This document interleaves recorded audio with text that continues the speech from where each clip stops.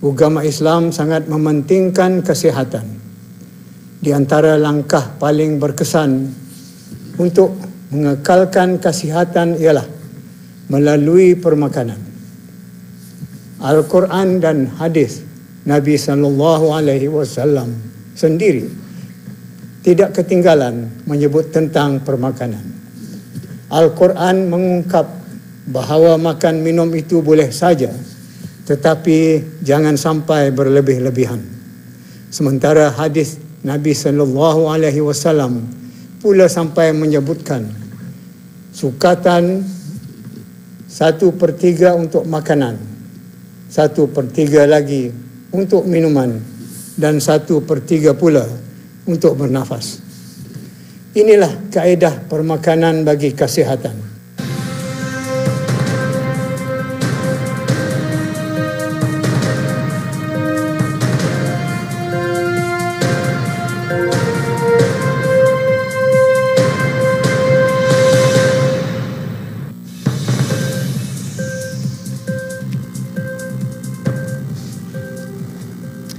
Assalamualaikum warahmatullahi wabarakatuh. Bismillahirrahmanirrahim. Saya Hussein Ismail bersama Auda dalam Berita Nasional. Berita utama malam ini. Kebawah Duli Yang Maha Mulia Paduka Seri Baginda Sultan dan Yang di-Pertuan Negara Brunei Darussalam berkenan menerima menghadap ketua-ketua delegasi yang menghadiri sidang kemuncak Hutan Hujan Asia Pasifik kali kedua.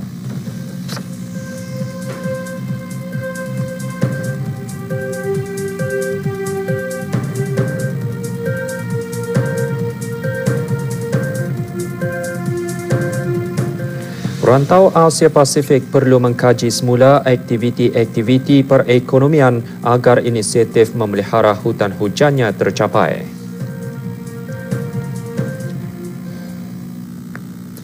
Kebawah Duli Yang Maha Mulia Paduka Seri Baginda Sultan Haji Hasanah Bolkiah Muizzaddin Wad Daulah Ibni Almarhum Sultan Haji Omar Ali Saifuddin Sa'adul Khairiwaddin Sultan dan Yang di-Pertuan Negara Brunei Darussalam petang tadi berkenan menerima menghadap 7 orang ketua delegasi yang menghadiri sidang kemuncak Hutan Hujan Asia Pasifik kali kedua. Kebawah Duli Yang Maha Mulia berkenan menerima menghadap Tuan Yang Terutama George Frydenberg, Menteri Alam Sekitar Australia, Tuan Yang Terutama Ausia Naikamu, Menteri Perikanan dan Perhutanan Fiji Island, Tuan Yang Terutama Datuk Seri Dr. Haji Wan Junaidi bin Tunku Jaafar, Menteri Sumber Semula Jadi dan Alam Sekitar Malaysia, Tuan Yang Terutama Oh Wen, Menteri Pemeliharaan Alam Sekitar dan Perhutanan Myanmar, Tuan Yang Terutama Constancio Da Concisio Pinto, Menteri Perniagaan, Industri dan Alam Sekitar Timor Leste, Tuan Yang Terutama Matai Suremiah, Menteri Pertanian Ternakan, Perhutanan, Perikanan dan Biosecurity, dan Tuan Yang Terutama Ham Lini Vanua Roroa, Menteri Perubahan Iklim Vanuatu. Juga berangkat Duli Yang Teramat Mulia Paduka Seri Pengiran Muda Mahkota Pengiran Muda Haji Al-Muhtadi Billah, Menteri Kanan di Jabatan Perdana Menteri.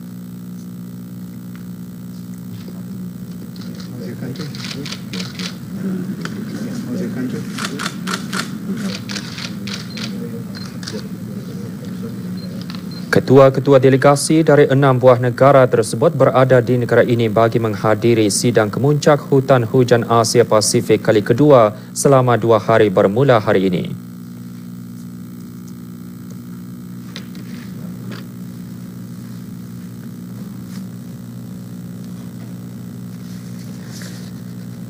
Juga hadir di majlis menghadap ini Yang Berhormat Datuk Seri Setia Awang Haji Ali bin Haji Apong, Menteri Sumber-Sumber Utama dan Pelancongan.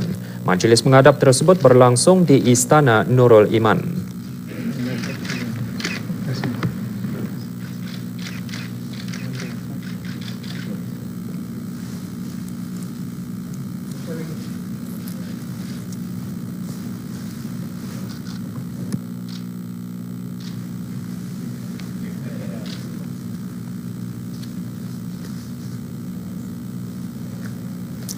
...169 orang pegawai dan kaki tangan Kementerian Hal Ehwal Ukama dan jabatan-jabatan di bawahnya menerima pingat kerja lama PKL bersempena ulang tahun Hari Keputeraan Kebawah Duli Yang Maha Mulia ke-68 dan 69.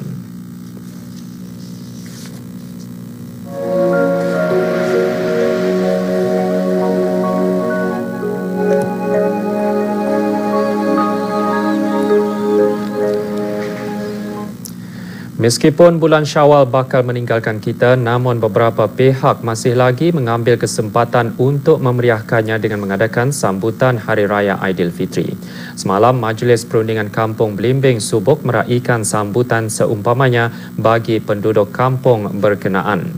Hadir Yang Berhormat Pihin Orang Kaya Sri Kerna, Datuk Sri Setia Dr. Haji Awang Abu Bakar bin Haji Apong, Menteri Hal Ehwal Dalam Negeri. Sambutan seumpamanya memberi peluang kepada para penduduk untuk berkumpul sambil beramah mesra dan mengeratkan lagi jalinan kejiranan antara warga kampung berkenaan. Juga hadir Yang Berhormat Awang Haji Gapur alias Haji Muhammad Daud bin Karim, Ahli Majlis Mesyuarat Negara yang juga selaku Ketua Kampung Belimbing.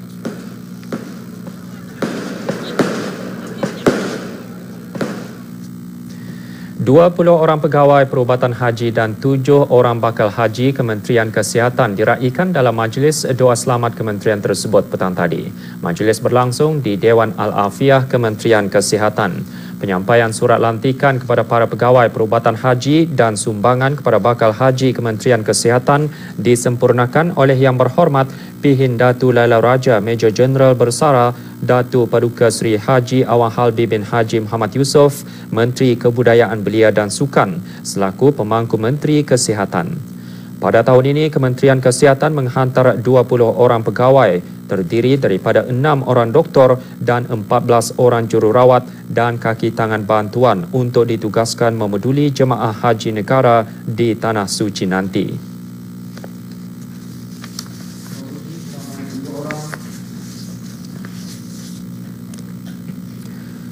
Dr. Haji Nur Zaidi bin Haji Muhammad Saini selaku Ketua Rombongan Pegawai Perubatan Haji dalam ucapannya antara lain menjelaskan pihaknya telah membuat persiapan awal termasuk ubat-ubatan dan alat-alat perubatan.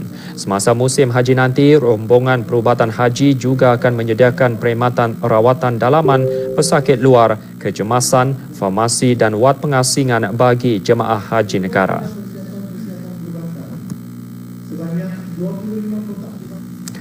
169 orang pegawai dan kaki tangan Kementerian Hal Ehwal Ugama dan jabatan-jabatan di bawahnya pagi tadi menerima pingat kerja lama PKL bersempena ulang tahun Hari Keputeraan ke bawah Duli Yang Maha Mulia Paduka Seri Baginda Sultan dan Yang di-Pertuan Negara Brunei Darussalam ke-68 dan 69. Penyampaian yang disempurnakan oleh Yang Berhormat Pihin Udana Khatib Datu Paduka Seri Setia Ustaz Haji Awang Badarudin bin Pengarah Datu Paduka Haji Osman, Menteri Hal Ehwal Ugama.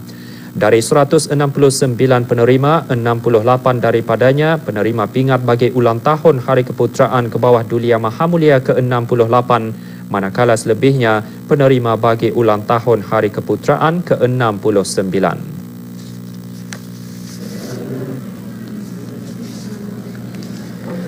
Majlis diselajurkan dengan penyampaian sumbangan kepada 19 orang pegawai dan kaki tangan kementerian tersebut yang akan menunaikan ibadah haji tahun ini. Sumbangan diserahkan oleh Datu Seri Setia Awang Haji Abdul Aziz bin Orang Kaya Maharaja Lela Haji Yusof, Setia Usaha Tetap Kementerian Hal Ehwal Ugama.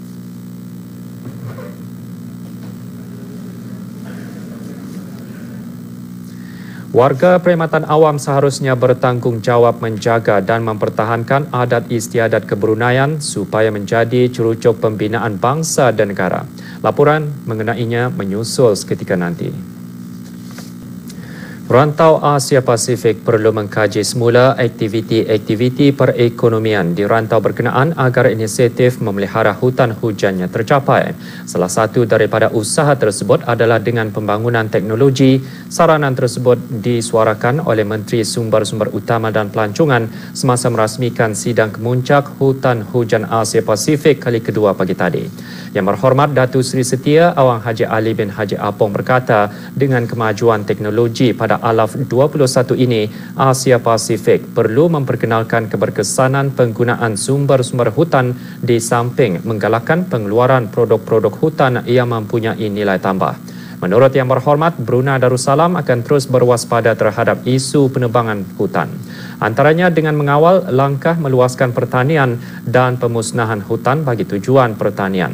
Yang Berhormat menambah, negara juga menggalakkan pelaburan dalam pembangunan teknologi pertanian dan amalan pertanian menggunakan teknologi canggih.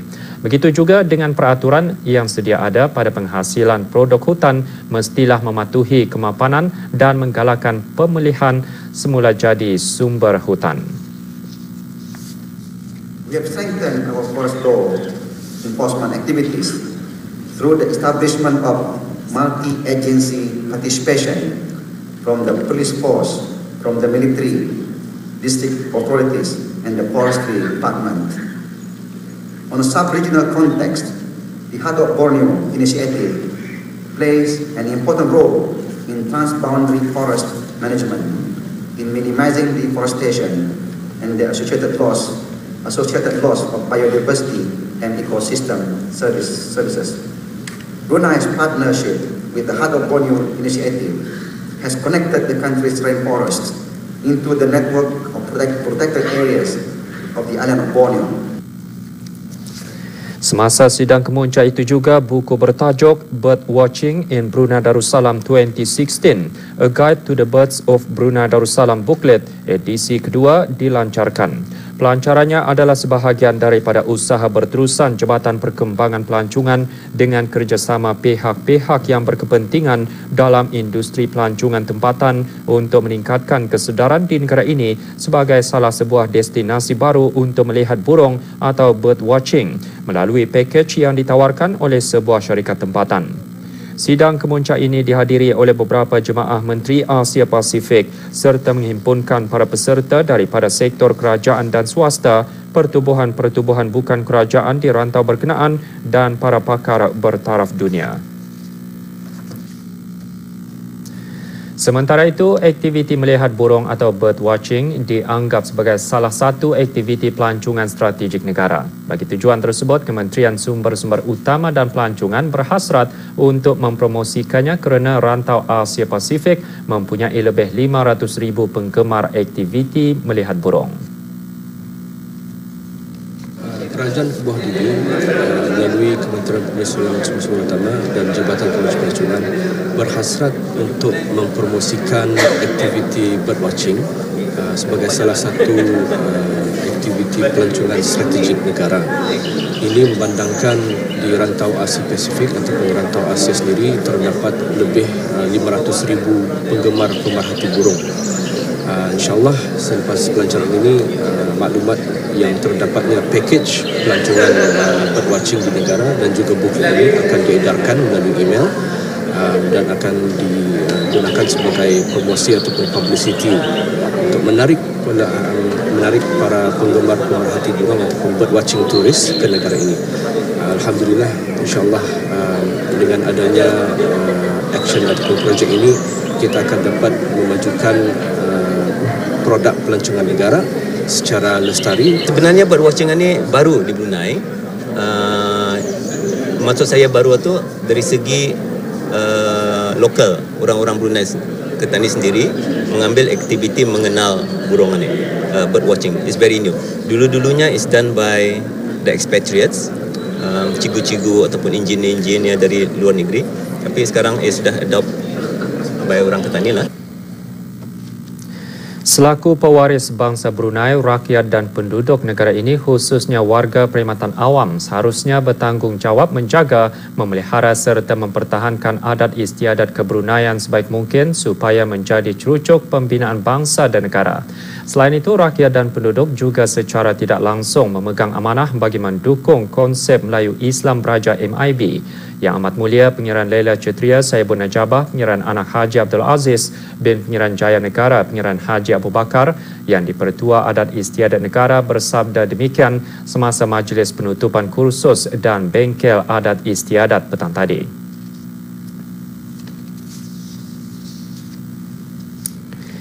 Dalam teks sabda yang dibacakan oleh Yang Amat Mulia Pengiran Sriwijaya Pengiran Haji Ahmad bin Pengiran Muhammad Yusof, penolong kanan yang di-Pertua Adat Istiadat Negara, Yang Amat Mulia bersabda, konsep MIB memperlihatkan akan kemanisan dan kemesraan yang terjalin dalam kehidupan bermasyarakat di negara ini.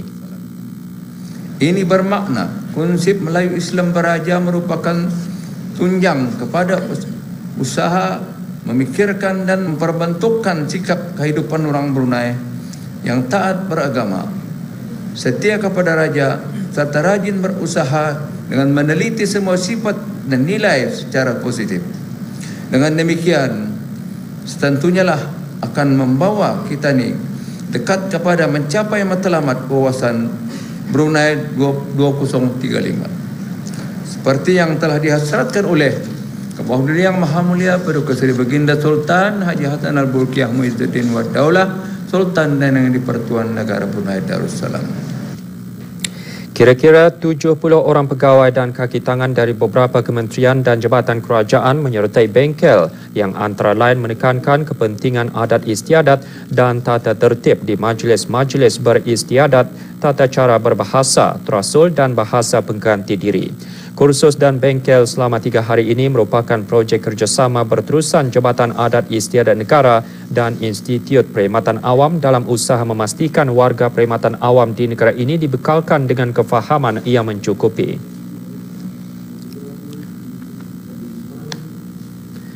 Peluang-peluang dalam pendidikan agama antara yang dibincangkan semasa lawatan rombongan Institusi Agama Islam Negeri IAIN Bukit Tinggi Indonesia ke Kupu SB.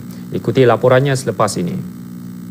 Jabatan Perkhidmatan Awam Jabatan Perdana Menteri memaklumkan bahawa Kebawah Duli Yang Maha Mulia Paduka Seri Baginda Sultan dan Yang di-Pertuan Negara Brunei Darussalam telah memperkenankan bagi Dayang Chairani binti Haji Sulaiman, pemangku pengarah hasil di bahagian hasil Kementerian Keuangan, dinaikkan pangkat dan ditetapkan dalam jawatan yang dipangkunya sebagai pengarah hasil di bahagian hasil Kementerian Keuangan mulai 1 Ogos 2016. Rombongan Institusi Agama Islam Negeri IAIN Bukit Tinggi Indonesia petang tadi mengadakan lawatan ke Kolej Universiti Perguruan Ugama Seri Begawan Kupu SB. Lawatan antara lain bertujuan untuk menyeratkan hubungan silaturahim antara kedua-dua pihak institusi. Semasa lawatan, kedua-dua buah pihak membincangkan peluang-peluang dalam bidang pendidikan agama dan mendengar taklimat yang disampaikan oleh Dr. Haji Adnan bin Haji Basar, pemangku rais Kupu SB. Rombongan diketuai oleh Novi Hendry, Timbalan Rektor Bidang Keuangan, Administrasi dan Pegawai Institusi Agama Islam Negeri IAIN Bukit Tinggi.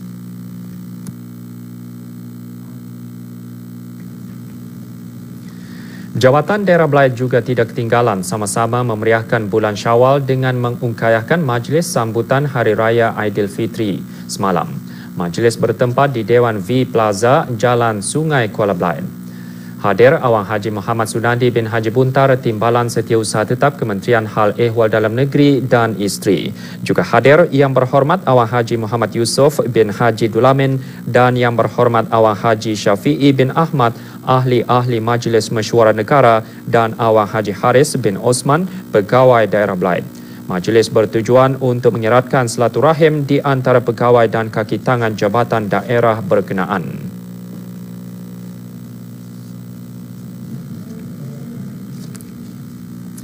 Darussalam Enterprise Day dan Masyarakat Perniagaan Cina mengadakan sesi dialog day semalam di bangunan reka bentuk dan teknologi Taman Teknologi Anggrek Desa. Program keseluruhannya bertujuan untuk meningkatkan perniagaan yang lebih mapan dengan mengukuhkan pengetahuan asas mengenai bagaimana untuk memulakan, menjalankan dan mengembangkan perniagaan. 3 persembahan juga dipamerkan semasa sesi tersebut, yang mana dihadiri oleh lebih 100 orang masyarakat perniagaan Cina.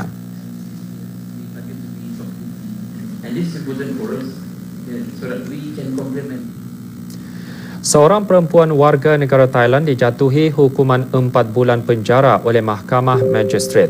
Miss Natida Yapanan, 39 tahun, dihukum penjara atas kesalahan tinggal lebih masa di negara ini setelah pas imigresinya mansuh selama 190 hari. Tertuduh ditangkap dalam satu operasi kesan JIPK di sebuah rumah sewa Kampung Wasan, Mukim, Pengkalan Batu. Ramalan keadaan cuaca menyusul selepas ini.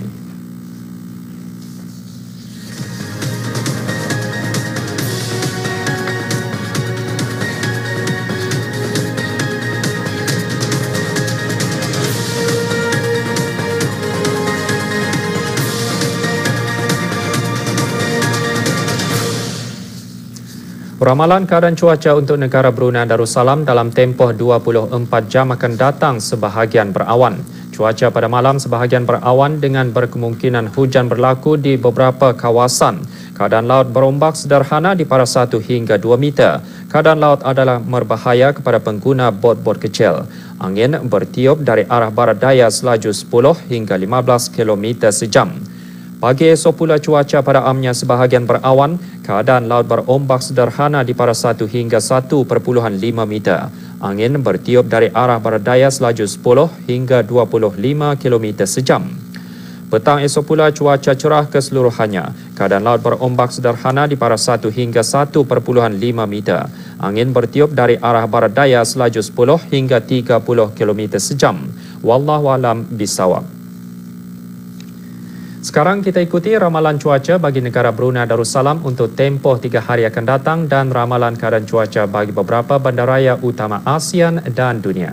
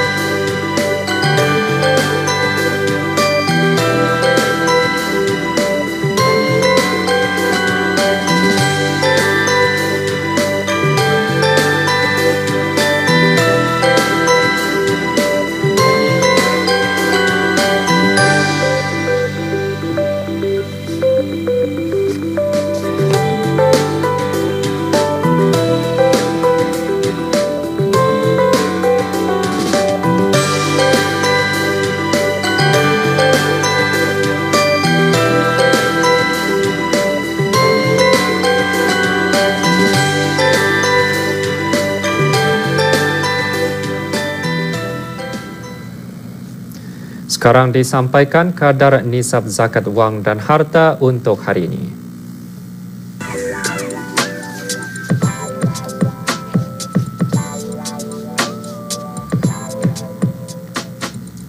Berikut pertukaran mata wang ringgit Brunei dengan beberapa mata wang antarabangsa dan serantau.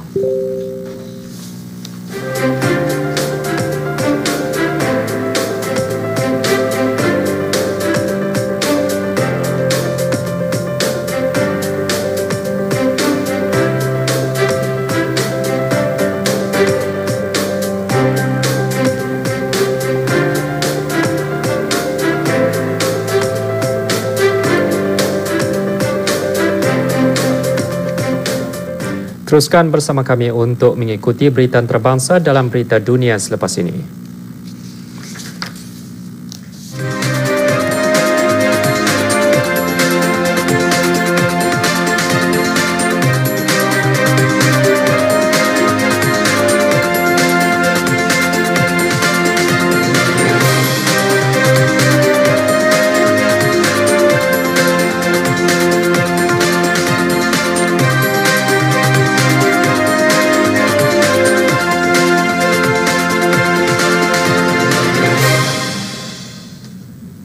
Bertemu kembali, berita utama dunia malam ini. Malaysia melancarkan inisiatif komuniti keusahawanan global di Indonesia.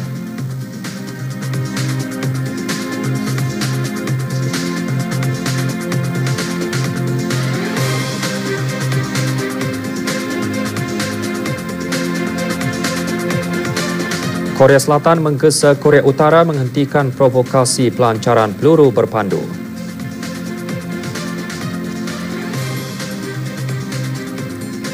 Perdana Menteri Malaysia Datuk Seri Najib Razak melancarkan inisiatif komuniti keusahawanan global di sidang sampingan Forum Ekonomi Islam Dunia WIEF di Indonesia.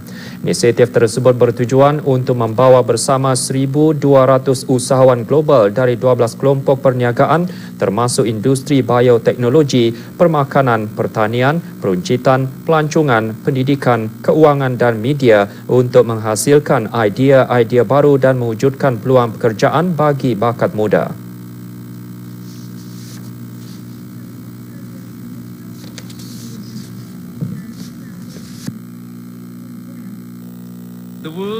Ketua Setiausaha Kementerian Keuangan Malaysia Muhammad Irawan Serigar Abdullah yang merupakan pemacu inisiatif tersebut berkata, negara-negara yang bergerak ke arah perlindungan seperti pengawalan ketat sempadan dan perdagangan seperti yang dilakukan oleh negara-negara lain tidak akan membawa sebarang keuntungan kepada ekonomi dunia.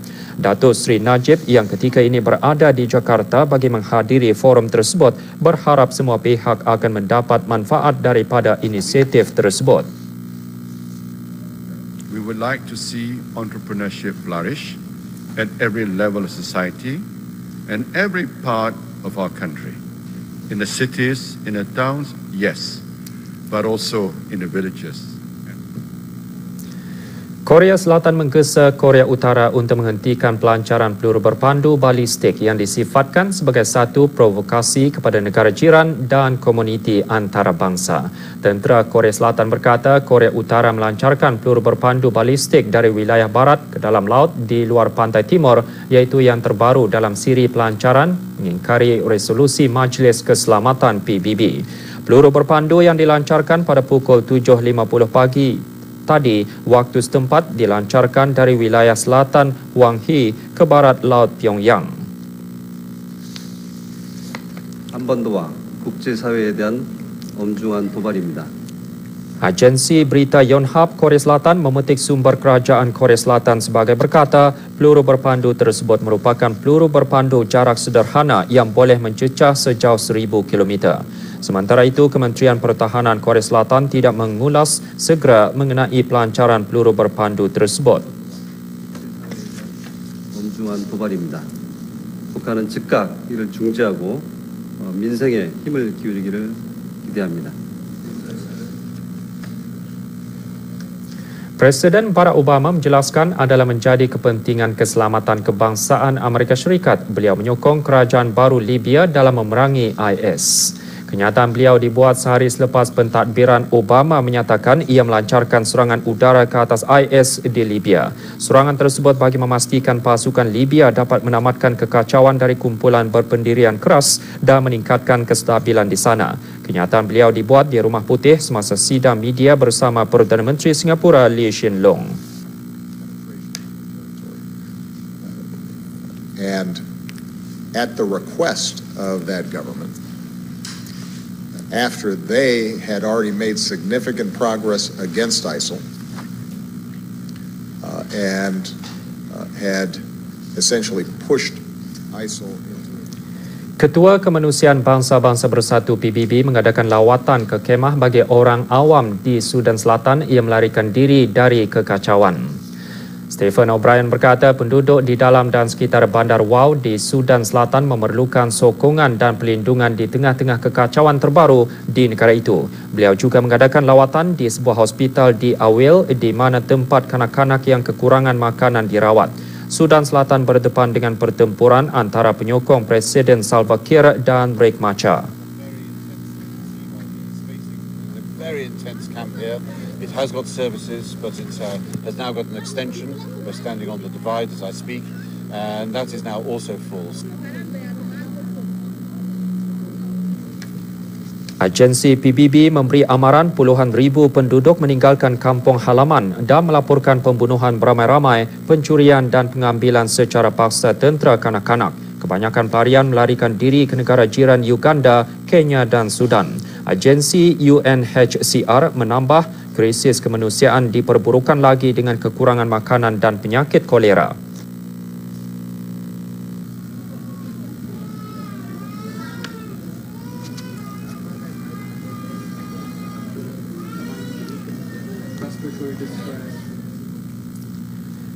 Ketidakstabilan politik di Turki meningkatkan kebimbangan terhadap hubungan Eropah dan Ankara dan memberi kesan ke atas perjanjian yang bertujuan mengurangkan aliran pelarian ke Eropah.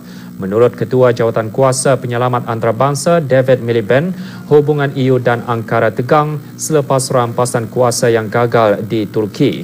Kerajaan Turki menyatakan ia akan keluar dari perjanjian pelarian jika EU tidak menepati janji bagi pengecualian visa ke atas warganya yang membuat perjalanan ke Eropah.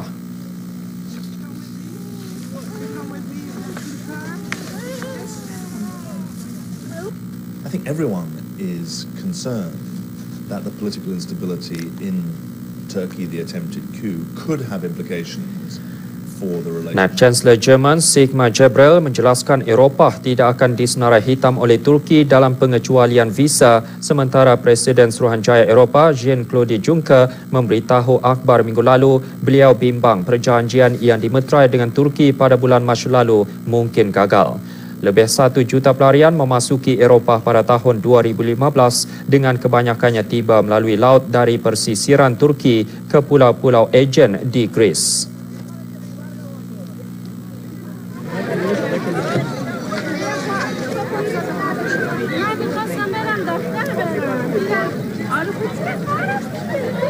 And so countries like Greece. Ribuan pendatang dan pelarian dipindahkan dari bot-bot yang mereka naiki dalam beberapa operasi berasingan di perairan pantai Sicily Channel 2 hari lalu. Pegawai Turki berkata pengawal pantainya melancarkan operasi menyelamat walaupun ia masih belum jelas sama ada bot-bot pendatang berkenaan karam dan arah mana tujuan mereka. Dalam rakaman video oleh anggota laut menunjukkan hanya sebahagian kumpulan dari seramai 2,900 pelarian berjaya diselamatkan sejak Ahad lalu di Sicily Channel dalam operasi yang dilancarkan oleh pengawal pantai dan kapal tentera laut Jerman. Namun tiada keterangan lanjut mengenai identiti pelarian tersebut.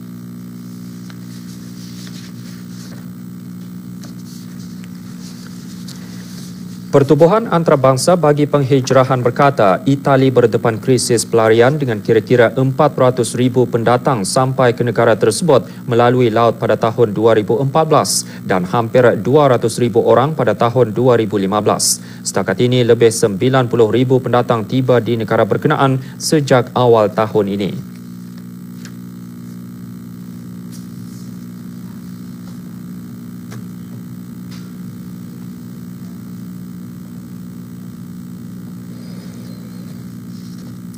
Teruskan bersama kami untuk mengikuti berita antarabangsa selanjutnya selepas ini.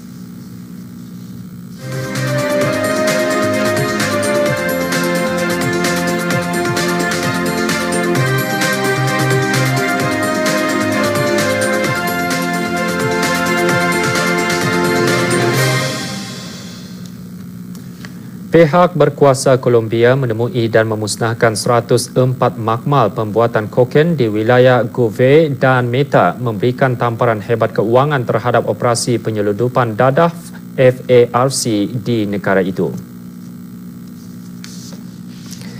Operasi yang dijalankan bersama di antara Tentera Udara Colombia dan Polis Kebangsaan telah bermula 5 hari lalu dan menangkap 3 suspek. Semasa operasi dijalankan, para pegawai merampas sejumlah peralatan termasuk bahan-bahan untuk membuat dadah dan 38.80 kg daun koka. Penanaman daun koka di Colombia, iaitu salah sebuah negara pengeluar kokain terbesar di dunia, telah meningkat dalam tempoh beberapa tahun kebelakangan.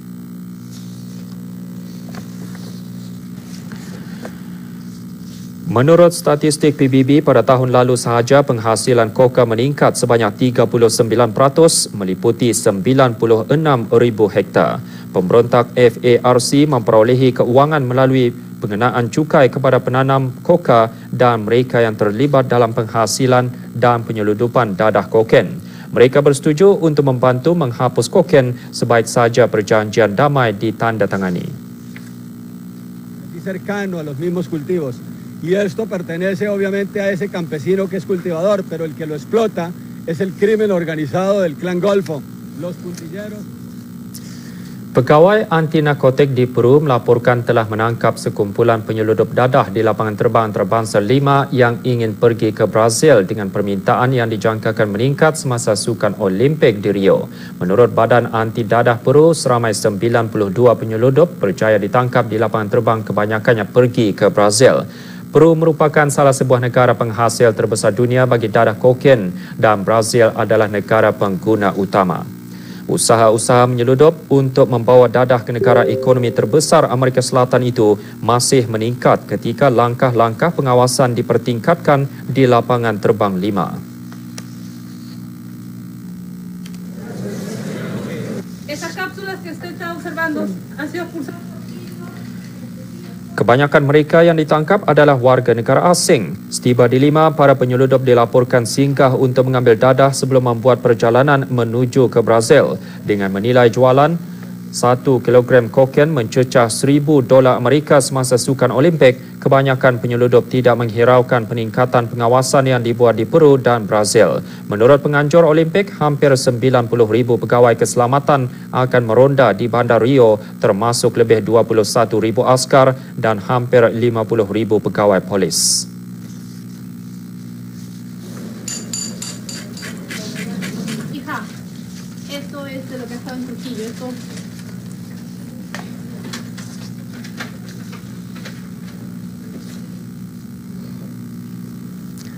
Miami meningkatkan usaha membendung virus Zika dengan para penduduk dan perniagaan mengambil langkah berjaga-jaga susulan penularan virus tersebut di kejiranan Wynwood.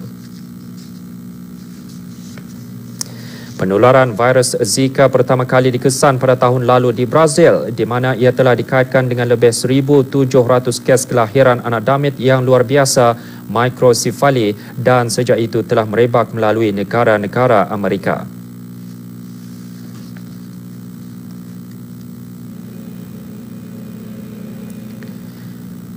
Para pegawai kesihatan Amerika Syarikat Isnin lalu memberi amaran kepada wanita hamil untuk tidak membuat perjalanan ke jiranan Wynwood, Miami selepas kerajaan Florida berkata ia telah mengesahkan 10 kes Zika akibat gigitan nyamuk, membawa jumlah keseluruhannya kepada 14 orang.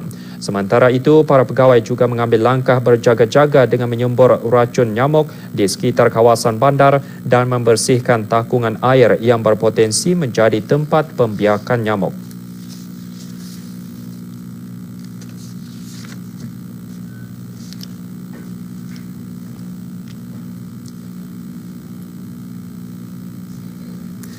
Sekurang-kurangnya 22 orang dilaporkan hilang selepas jambatan era British runtuh di lebuh raya Mumbai, Goa di barat Maharashtra, India.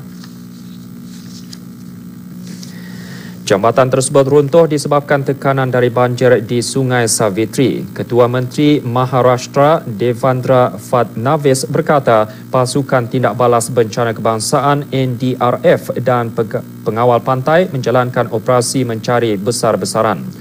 Sekitar 80 pasukan penyelamat dan penyelam dikerahkan untuk mencari mereka yang hilang.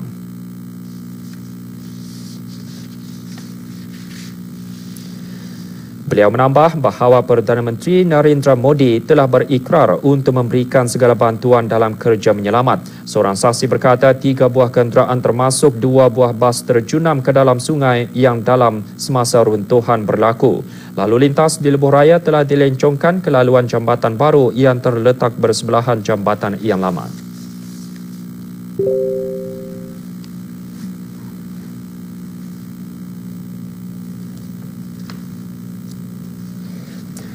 Tentera Laut Amerika Syarikat berkata sebuah jet pejuang FA-18C Hornet terhempas berdekatan stesen udara Tentera Laut di Fallon, Nevada.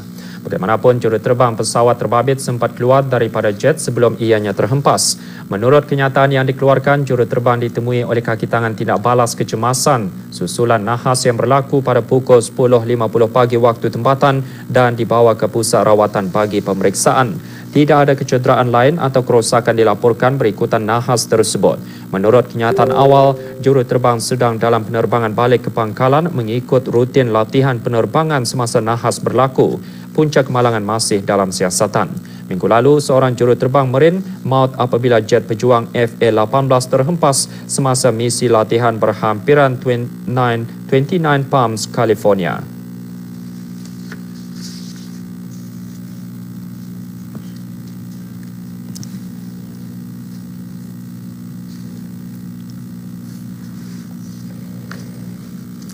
Sementara itu, sekurang-kurangnya 5 terbunuh dalam satu kemalangan bas di California Selatan. Punca kemalangan belum dapat diketahui dan pihak berkuasa masih menjalankan siasatan.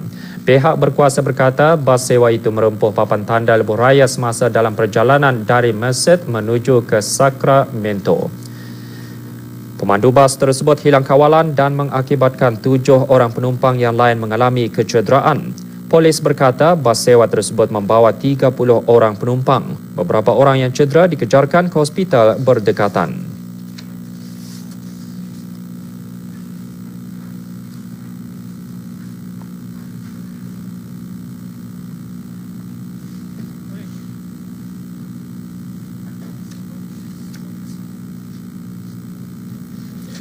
Ikuti berita antarabangsa selanjutnya selepas ini.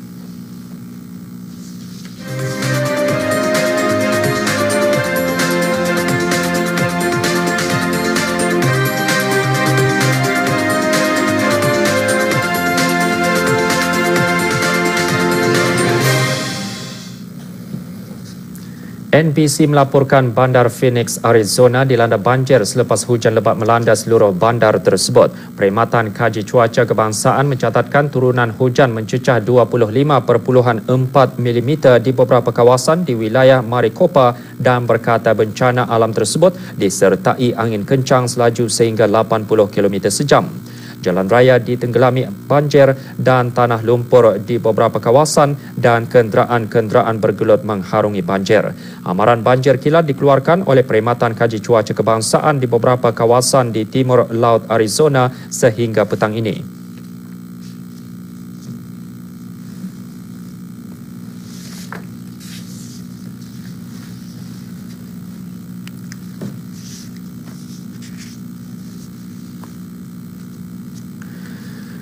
Ribut pasir melanda bandar-bandar sepanjang tebing barat Sungai Yellow awal pagi kemarin. Ia merupakan ribut pasir pertama tahun ini yang melanda wilayah Gansu, barat Laut China. Di jalan-jalan raya bandar Jichuan, ribut pasir mengurangkan jarak penglihatan kepada kurang dari 100 meter, memaksa pejalan kaki dan penunggang basikal untuk memakai penutup muka serta mendatangkan bahaya bagi pengguna lalu lintas. Amaran kuning juga dikeluarkan berikutan ribut, sementara bandar Zhangyi mengisytiharkan amaran biru susulan angin kencang.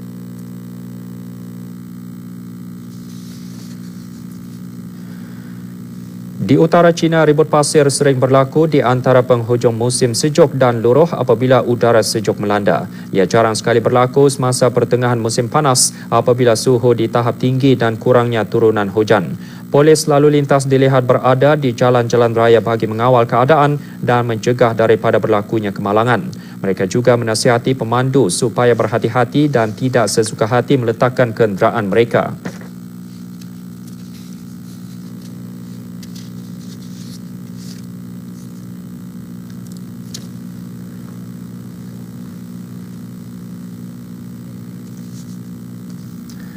Sementara itu, 3 klasik kapal diselamatkan oleh pihak berkuasa maritim Shenzhen selepas kapal mereka dihanyutkan oleh taufan Nida dari tapak tambatan di Zhongshan berdekatan Shenzhen. Kedua-duanya di wilayah Guangdong, selatan China. Setelah menerima laporan mengenai kejadian tersebut, Jabatan Maritim Shenzhen mengarahkan pasukan penyelamat bagi menjalankan operasi menyelamat. Kelajuan angin melebihi 20 meter sesaat dan ombak besar mencecah setinggi 2 meter. Para penyelamat mengarahkan klasik kapal untuk menggunakan jaket keselamatan sebelum kapal tersebut bergerak lebih jauh lagi.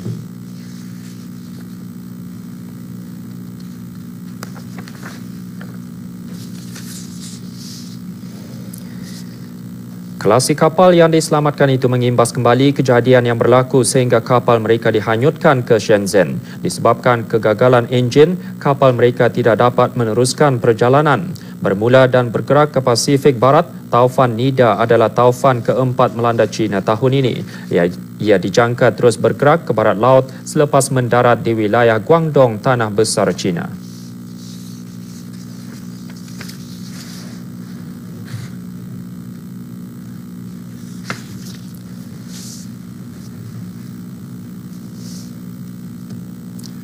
Dan akhir sekali dalam kejadian lain, anggota bomba berjaya mengawal kebakaran sebuah kedai perkakas di Beijing dan memulakan operasi membersih pada awal pagi tadi.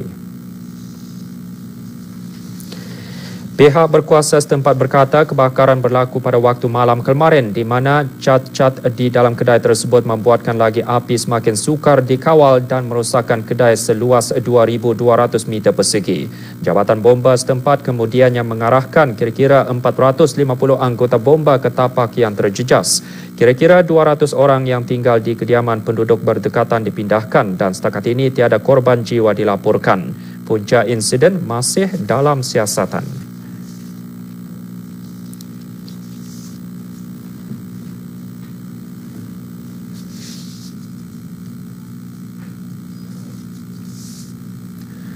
Akhir sekali kita renungkan sabda baginda Rasulullah SAW yang diriwayatkan oleh Ibnu Majah mengenai sedekah yang baik. Sebaik-baik sedekah adalah apabila seseorang Islam mempelajari ilmu, kemudian mengajarkan ilmunya itu kepada saudara Islam yang lain. Dengan itu sekian berita. Assalamualaikum warahmatullahi wabarakatuh.